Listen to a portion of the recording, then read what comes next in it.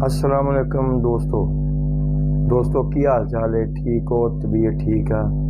और जनाब सब ठीक ठाक जा रहा?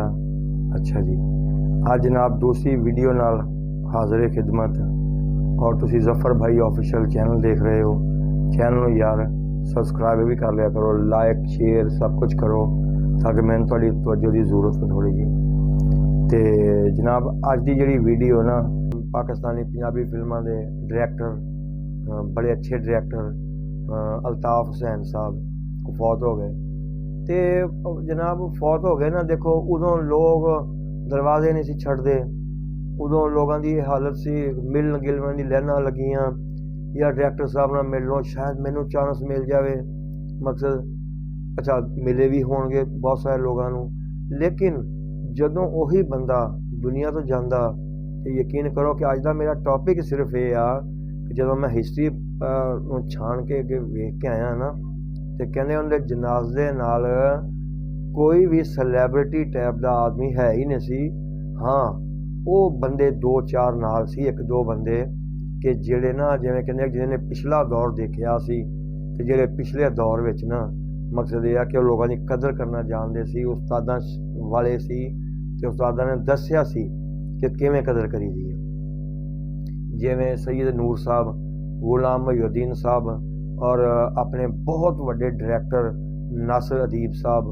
मकसद ये देखो सिर्फ ये जनाजे ते देखे गए और जनाजे ते बंदा ही कोई नहीं यार। तुसी देखो बंदे आम शहरी लोग कट्ठे होए या कि जिहड़े उस हल्के दे जिन्हां दी चेहरा शनासी नहीं हुंदी, जिहड़े स्क्रीन दे किते पिछे काम करदे आ, आवाम नूं पता ही नहीं हुंदा कौन है वो बंदे। उन्हां दे मकसद ये जनाजे नाल वो किधर गई, सारे सैलैब्रिटी किधर गई।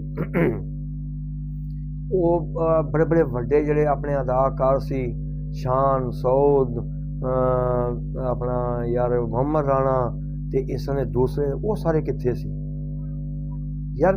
देखो उन्होंने डायरैक्टरां दी वजह तो डायरैक्टर ही ऐसे इस लाइन फिल्म लाइन डायरैक्टर एक ऐसी शख्सियत होंदी है जिहड़ा बंदे नूं देख के ना ते पहचान ते निखार लेंदे आ। मकसद ये कि उन्होंने ना उहदे च कोई टैलेंट है कि नहीं है। और देखो जी मैं कुछ उन्होंने थोड़ी बहुतियां फिल्मां ये तुहानूं मैं गिनाना वा कि जिहड़ा ना उन्होंने बड़ा बड़ा एक कम कीता होया माना, यकीन करो सी कि बंदा सोच नहीं सकता कि साहब जी फिल्म आई नन्ना अली जाज, उन्हें रिकॉर्ड तोड़ दिते। चार खून दे प्यासे ये भी इन्हां दी फिल्मां, बारिश इन्हां दी फिल्मां, मेहंदी उन्हें तो रिकॉर्ड ही तोड़ दिते।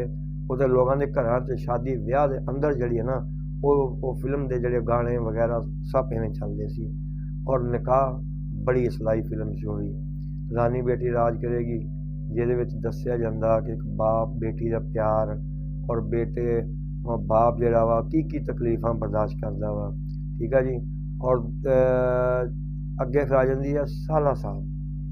साला साहब वो फिल्म है जनाब कहते कि जिन्हें इन्हें गोल्डन जोबली जरा ना इन्हें ये हिस्से आंदा वा, पता नहीं किन्ने साल एक ही सिनेमे च लगी रही है। मकसद ये क्यों, इसकी वजह सिर्फ ये सी कि जिन्हें जिन्हें इतने मेहनत की है, तखलीक की है ना, मकसद इन्हें बनाने की कोशिश की है। जिस तरह के अल्ताफ हुसैन साहब पता नहीं किन्नी मेहनत तो बाद उन्हें केड़ी केड़ी चीज़ें दी निखारी फिर इस हिस्से से आई।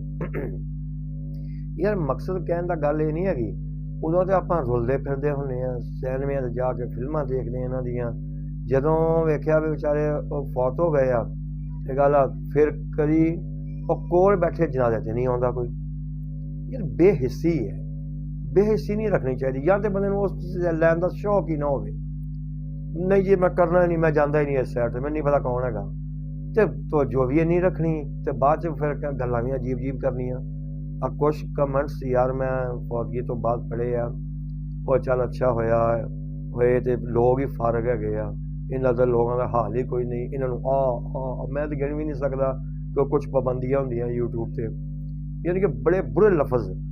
वो भाई उदों भी तो बुरा ही सी, जो जिंदा सी, जो दरवाजे अगे ਤੁਹਾਡੇ अगे 10-10 आदमी 50-50 आदमी लाइनां ला के खड़े होंदे सी, सानू शायद काम मिल जाए।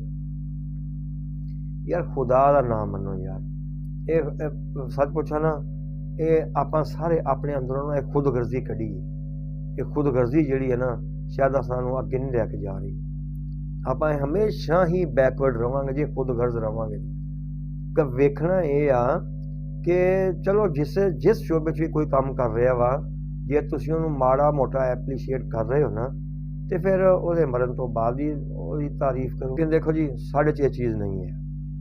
ਔਰ ਸਭ ਤੋਂ ਵੱਡੀ ਗੱਲ ਇਹ ਆ ਕਿ ਯਾਰ ਇਹ ਨਾ ਮਕਸਦ ਇਹ ਆ ਕਿ ਕੁਝ ਚੀਜ਼ਾਂ ਮੈਂ ਨਾ ਨੋਟ ਮੈਨੂੰ ਕਰਨੀਆਂ ਪਈਆਂ, ਕਿਉਂਕਿ ਬਹੁਤ ਸਾਰੀਆਂ ਚੀਜ਼ਾਂ ਸਾਹਮਣੇ ਆਈਆਂ। ਕਹਿੰਦੇ ਆ ਕਿ ਜਦੋਂ ਕੁਛ ਲੋਕ ਜਿਹੜੇ ਜਨਾਜ਼ੇ 'ਤੇ ਗਏ ਆ ਨਾ, ਉਹਨਾਂ ਨੇ ਦੇਖਿਆ ਕਿ ਖੂਬਸੂਰਤ ਚਿਹਰਾ ਸੀ ਯਾਰ, ਹਰ ਲਿਹਾਜ਼ ਨਾਲ ਇਹ ਸਾਫ ਸੁਥਰਾ। ਔਰ ਦੂਸਰੇ ਨੰਬਰ ਦੇ ਉੱਤੇ ਕਹਿੰਦੇ ਕਿ ਉਹ ਮਾਂ ਦਾ ਇੰਤਹਾਈ ਖਿਦਮਤ ਗੁਜ਼ਾਰ ਸੀ। ਔਰ ਇਹ ਤਾਂ ਫਰਮਾਨ ਆ, ਇਹ ਸਾਡੇ ਪਿਆਰੇ ਨਬੀ ਸੱਲੱਲਾਹੁ अलैहि वसल्लम ਦਾ ਫਰਮਾਨ ਆ, ਜਿਹੜਾ ਮਾਂ ਦਾ ਖਿਦਮਤ ਗੁਜ਼ਾਰ ਹੋਏਗਾ ਔਰ ਜੇ ਮਾਂ ਦੇ ਕਦਮਾਂ ਥੱਲੇ ਜੰਨਤ ਆ। ਔਰ ਚਲੋ ਜੇ ਤੁਸੀਂ ਲਾਓ ਜੀ ਇਹ ਮੁਸਲਿਮ ਨੂੰ ਹੀ ਕਿਹਾ ਗਿਆ ਵਾ, ਤੇ ਕਿਆ ਉਹ ਮੁਸਲਿਮ ਨਹੀਂ ਸੀ?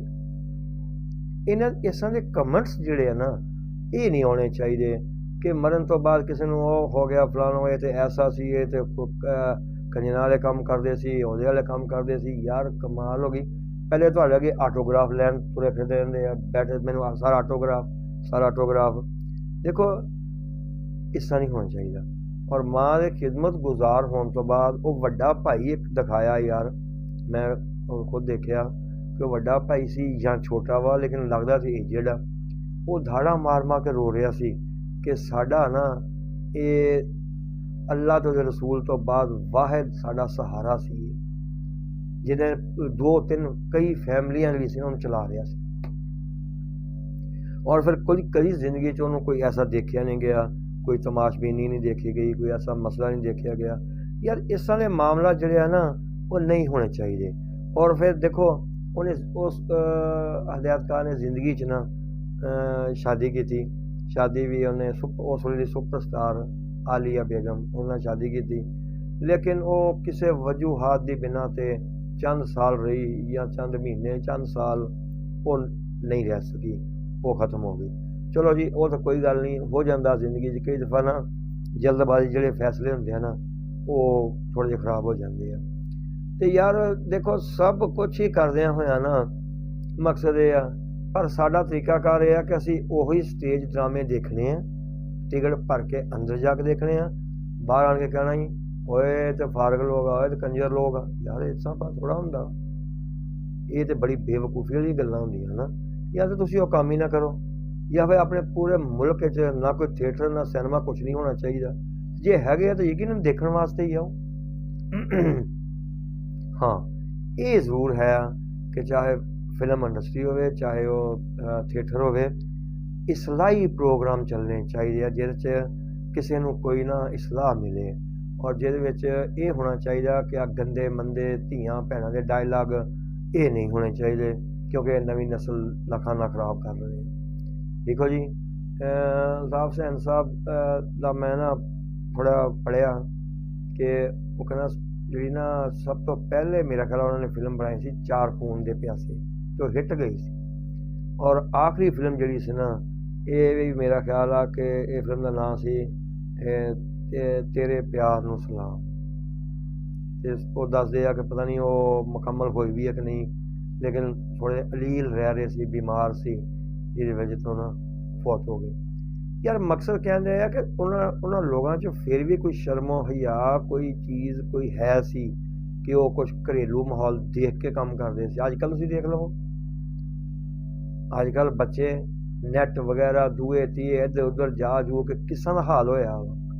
ਔਰ ਅੱਜ ਕੱਲ੍ਹ ਦੇਖ ਕੇ ਨਾ ਸਾਰਾ ਹਿਸਾਬ ਕਿਤਾਬ, ਅੱਜ ਕੱਲ੍ਹ ਕੋਈ ਡਾਇਰੈਕਟਰ ਕੋਈ ਫਿਲਮ ਸਾਜ਼ ਇਹ ਨਹੀਂ ਦੇਖਦਾ ਕਿ ਯਾਰ ਇਹ ਫੈਮਿਲੀ ਨੇ ਵੀ ਦੇਖਣੀ ਚੀਜ਼ ਹੈ, ਬੱਚਿਆਂ ਦੇ ਕੋਲ ਜਾਣੀ ਆ, ਬੱਚੇ ਦੇਖਣਗੇ, ਉਹਨਾਂ ਦਾ ਕੀ ਮਾਹੌਲ ਪੈਦਾ ਹੋਏਗਾ। ਨਹੀਂ, ਉਹ ਕਹਿੰਦੇ ਸਾਨੂੰ ਪੈਸਾ ਕਿਸ ਤਰ੍ਹਾਂ ਆਉਣਾ, ਬਸ ਇਹ ਵੇਖੋ। ਬਹਰਹਾਲ ਜੀ, ਮਕਸਦ ਮੇਰਾ ਕਹਿਣ ਦਾ ਇਹ ਆ ਕਿ ਬਿਲਾ ਵਜ੍ਹਾ ਐਵੇਂ ਨਾ ਜਿਵੇਂ ਕਿ ਇੱਕ ਗਲਤ ਮਲਤ ਨਹੀਂ ਬੋਲੀਦਾ ਹੁੰਦਾ, ਕਿਸੇ ਨੂੰ ਬੁਰਾ ਭਲਾ ਨਹੀਂ ਕਰੀਦਾ ਹੁੰਦਾ।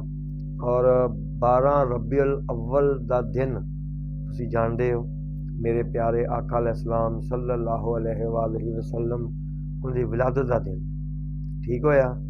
और फिर वो महीना इंतहाई अफजल महीना, और उस महीने च वो आदमी फौत होया।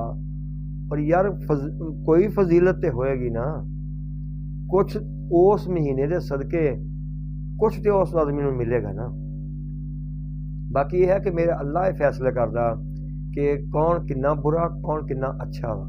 ये बंदे का काम नहीं है कि बंदा बैठ के फैसले करे। लिहाजा घर च यार एवं ना खुदार ना बनया करो, किसी को बुरा भला मत किया करो।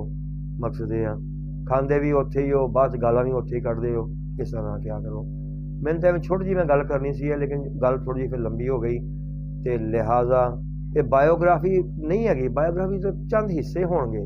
मैं सिर्फ एक इसलाही प्रोग्राम देने की कोशिश की है कि सानू इस तरह नहीं होना चाहिए कि जे किते बाहर सानू नज़र आ जाए कोई सलैब्रिटी अक्सर आटोग्राफ तो जे घर बैठे हैं सानू कोई चांस नहीं मिले तो असीं गालां कढ़दे हैं। आज साडा हाल होया। अल्लाह पाक सानू सही रस्ते चलने की तौफीक अता फरमाए, और खास कर गीबत चुगली बेईमानी झूठ वगैरह इस तो बचन की तौफीक अता फरमाए। ठीक है जी, वीडियो को लाइक शेयर जरूर करियो जनाब, सबसक्राइब भी चैनल को करियो।